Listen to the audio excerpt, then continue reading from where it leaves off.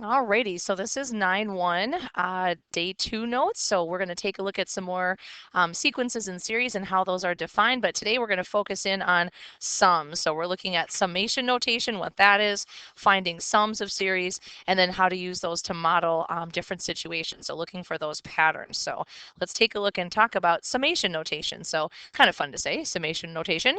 Some people call it sigma notation because the Greek letter, capital letter sigma, is this symbol here that you see that looks kind of like the big capital letter E. So they sometimes call it sigma notation.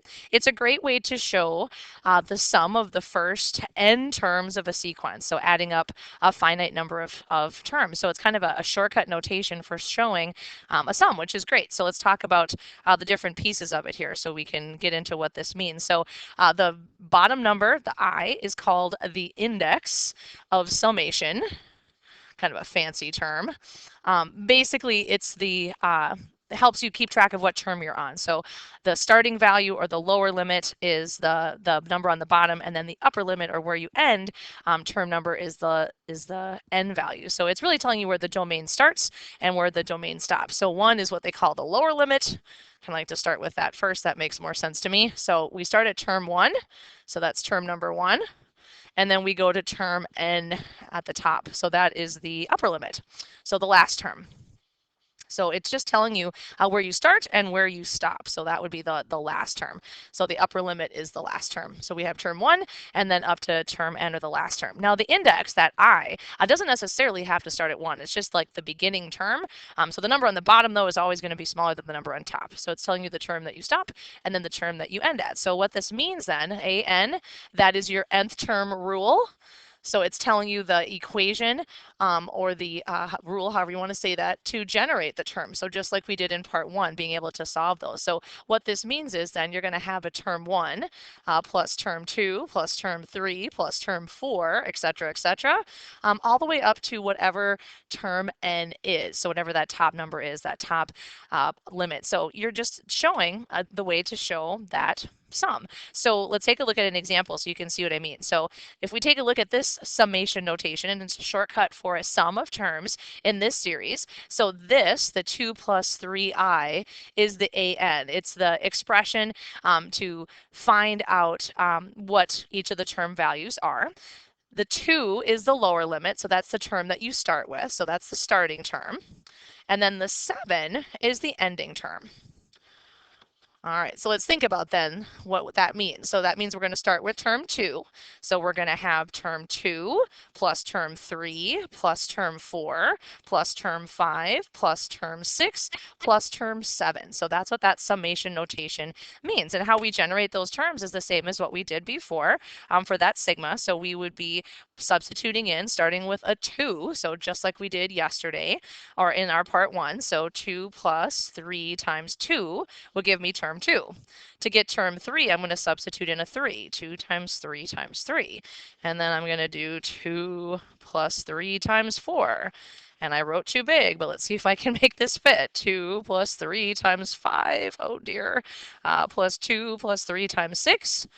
And then plus 2 plus 3 times 7. So what you're really doing then, again, is just evaluating those terms. Sigma means sum, though, so that means I'm adding up all of those term values. We'll talk about some shortcuts here in a second based on what kind of rule that is, but let's do our arithmetic here. So 6 plus 2, so that would be 8.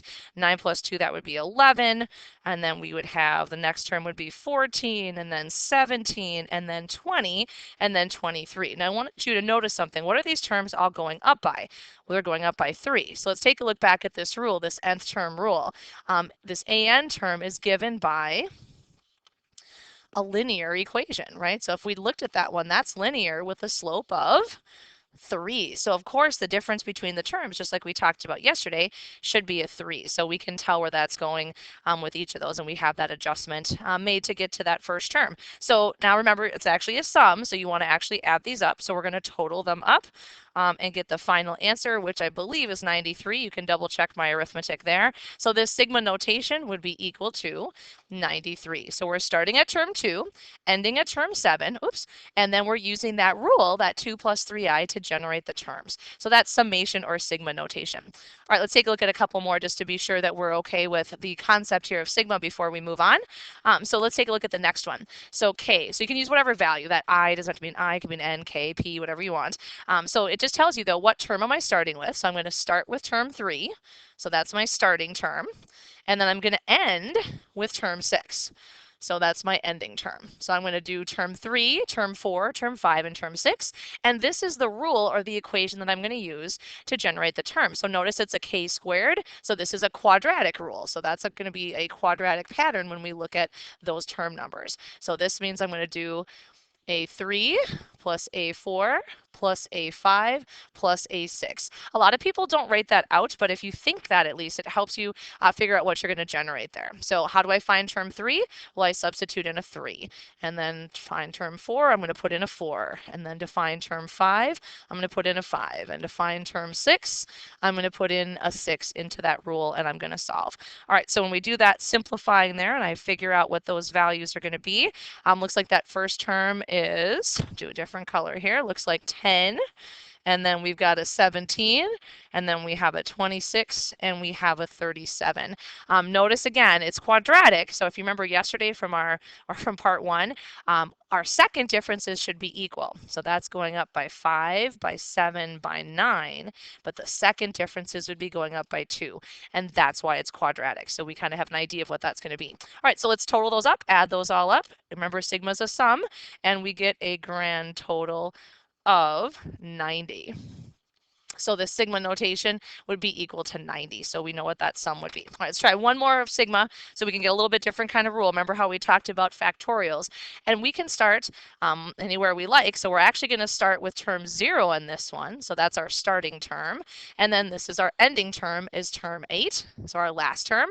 And our rule is 1 over I factorial. So a little bit different scenario here. We have factorial in our rule. So we're going to do from term 0 all the way up to term 8. So quite a few terms in this one that we're going to have to simplify. So we're going to have to go through from term 0 all the way up to term 8. So it's actually how many terms? It's actually 9 altogether. So let's go ahead and substitute that in and see if we can solve. All right, so we substitute in 0 for term 0 all the way up to 8 for term 8, and then we're going to simplify each one of these. So we have to evaluate those factorials. 0 factorial, remember, is 1. 1 factorial is also 1, and 2 factorial, and 3 factorial, and 4 factorial, and 5 factorial. Now 6 factorial, 6 times 120 is 720. 7 factorial, 50, 40. And then 8 factorial, big, 40,320. So it's just a matter of adding all those up. So 1 plus 1 plus a half plus a 6, etc., etc. And we're going to have to probably do a decimal for this. So 2.71828. Gosh, that number looks familiar. Anybody remember what that number is? I hope you recognize it. 2.718. That is E. You just calculated E. That's one of the definitions of E, 1 over 1 or I factorial. So you just, and if we keep going with more and more terms, we're going to get more and more decimal places. So that's where we get our value for E. So that's where that number comes from. We can describe it as a sigma. All right, let's go on and talk about some special kinds of series that are sums. So we're going to take a look and see about what kinds of series or sequences where we're adding up the terms can we actually find the value for. So the sum of the terms in a finite or infinite, so sometimes we can do infinite, I know that seems crazy. If you do the sum of the terms, the name of that is called a series. So sigma notation could be a shortcut notation for writing a series. So if we think about adding up all the terms, so like A1 plus A2 plus A3 plus ... plus AN, that's a series. So whenever you add up the terms in a sequence, that's called a series. So sequence is a list. So think about sequence as a list of numbers, right, with commas. A series is the sum where you add those up. Now, if you add up just like a certain number of terms, so like a finite number of them, they call that a finite series. Finite because it ends. You start at a term, but you end at term n, so that's called a finite series. So there's a finite number of terms. It's definable. It stops. Sometimes they call that the nth partial sum. So you're not summing every possible term, you're only summing a certain amount, so whatever your n is. So sometimes they call it a partial sum, sometimes they call it a finite sum or series. So if the sequence is denoted by then like a sigma notation, so here's our sum, our series, right? You can write it in sigma notation just like we were doing before. That's the shortcut for writing that series. If it keeps going though, and up to whatever your term n is, we can evaluate that, right? We can plug in the values for the terms and we can figure that out. So if it starts at a term and ends at a particular place, that is called an nth partial or a finite, right? So there's our what we just did. But what if it keeps going? So let's talk about infinite. So what if it's an infinite? We know those kind of sequences, they're going to continue forever, right? We're going to get that dot, dot, dot. So we call that an infinite series. It is pretty unlikely that you are able to calculate those because usually what happens in a series, if your terms are growing or getting bigger, gosh, you're not going to be able to total that up. You're not going to be able to get an answer. So when you see an infinite series, this part of it looks the same, but notice what's on top. Instead of being an n, so like a finite series like before, now it's infinite. That's how you'll know it's an infinite series if you're looking at a sigma notation. You're going to see a dot, dot, dot there. So unlike the last one where we saw an an, and you're going to see an infinity on top. So again, very few of these can we actually do because usually that rule for the a sub I, like our nth term rule, usually just keeps getting bigger and bigger. So there aren't very many of these we can actually do. So we'll talk about that and see what we can and can't do. All right, so let's take a peek and see if this is one that we can actually evaluate. So we already kind of talked about the finite ones, right? That's what those first few examples were. They started at a term, they ended at a term, we added them up. So now we're going to talk about, well, what if it's infinite? So right away, look at the top of this. It goes to infinity. So what does that mean? Well, that means you're going to keep having terms and terms and terms and terms. It never stops. So what we're going to do is we're going to make a comparison here. We're going to do a third partial sum first.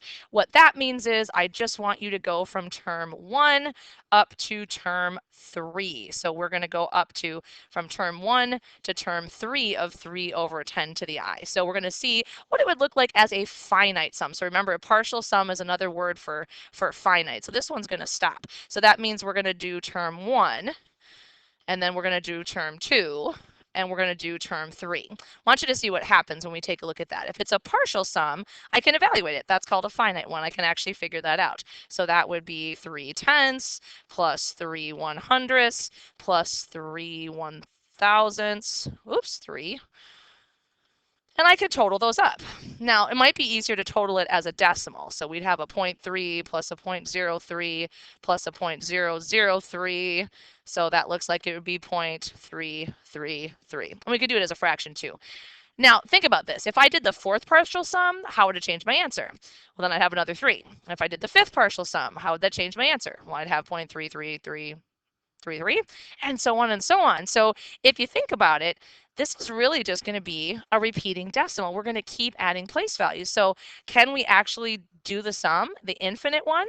I think we can, because what happens when we do the infinite sum, if we have a ratio like this that keeps getting smaller and smaller and smaller, those terms are getting smaller and smaller, you're going to keep having the next term, the next term, and the next term. We know what's going to happen there. They're going to get smaller and smaller and smaller, and it's going to approach what we would call kind of like a limit. So it's going to approach a particular value. So if you have ratios like this that get smaller and smaller and smaller, infinitely many terms, you can actually calculate the sum, because this is just going to be 0.3 plus 0.03 plus 0.003 plus 0.0003, and so on. So basically what you end up having is that repeating decimal, right, forever and ever and ever, however many terms you want to write out, which we know is actually 1/3. So that infinite sum, this sigma, for this ratio, we can actually calculate. So it doesn't mean that there's no infinite sums that work, but it's very few. So if we have to think about like what kind of sum would actually work,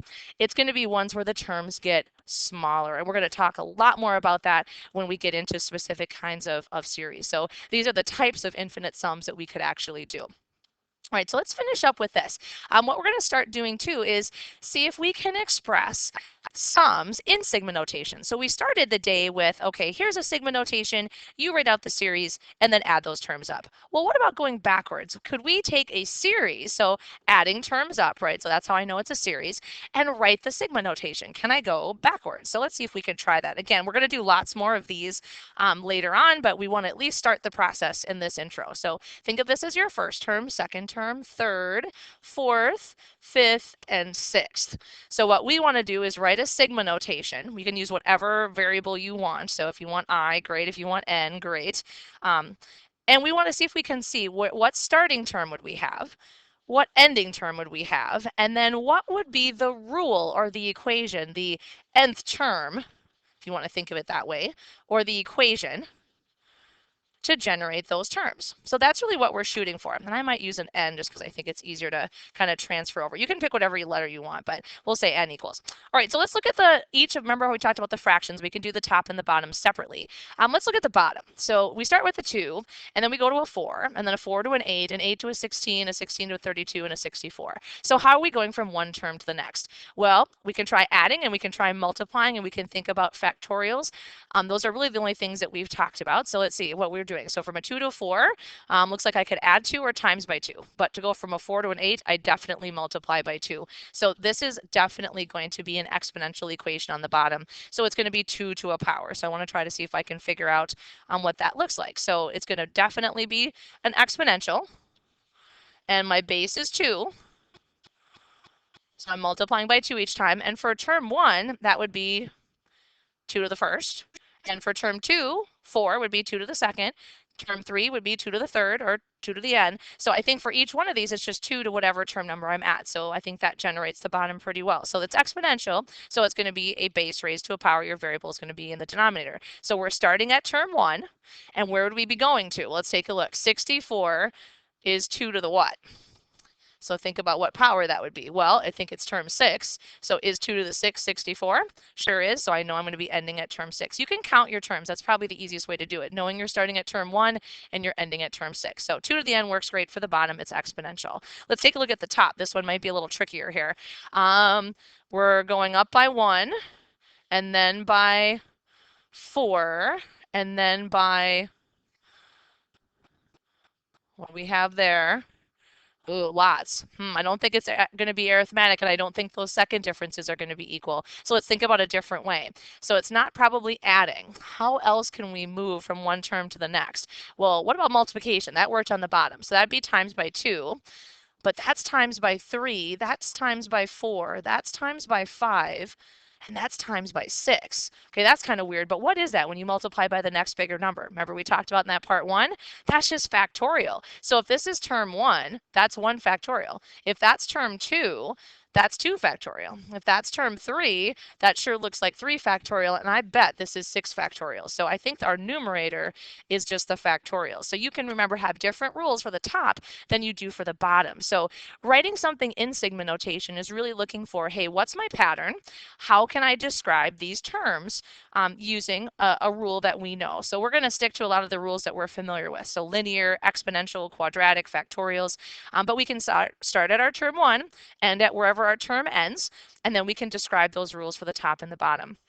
If this had said plus dot dot dot, do you know how your sigma would have been different? If it says plus dot dot dot, that would have meant it's an infinite series, and that means we would have put an infinity up top there. So we can actually describe the infinite ones as well. All right, so what we talked about today, we talked about our what a series is. It's the sum of the terms in a sequence of numbers, so we're adding them up. Sigma notation is our shortcut notation for describing what those series look like. And then we talked about the difference between finite, where they end, and we can add them up easily, and infinite, where they keep going. And remember, very few infinite ones will work, but some of them will when those terms get smaller and smaller and smaller. We definitely can calculate those. So just sort of basic understanding for an intro between what series are and what sequences are.